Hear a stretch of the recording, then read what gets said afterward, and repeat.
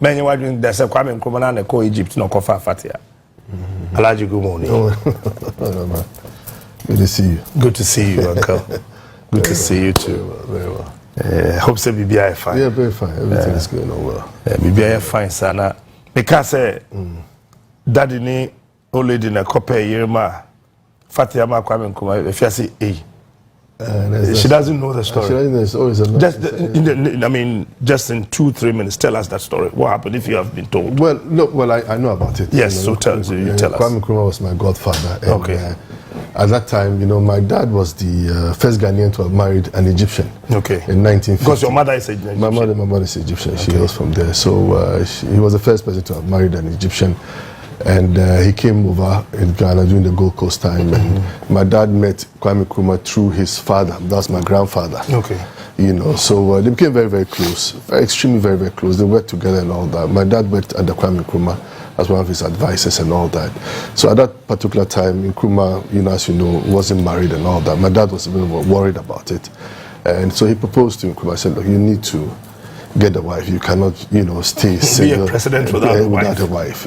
So then he told my dad, okay, then you go and get me a wife as good as your wife. That's what he said. I said, as to good, your father? Yes, as good as your wife. Because your wife is a very good woman, very respectable woman. So my dad then embarked. They went to Egypt with my mom, and they spent almost about 2.5 months or so.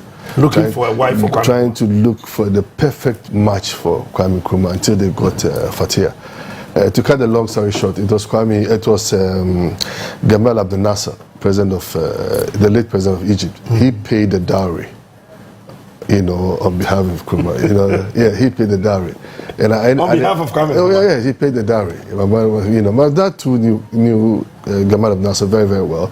And after the marriage, when the marriage was performed and all that, then he presented a gift, a house to Kwame Nkrumah, which he refused it. My dad pushed him against him and said, you can't do that.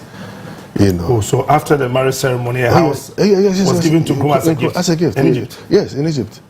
And he refused it. My dad had to push him out. He said, Nkrumah refused? Nkrumah refused it. Nkrumah. I mean, the man died with nothing, so it was accepted at the end of the day.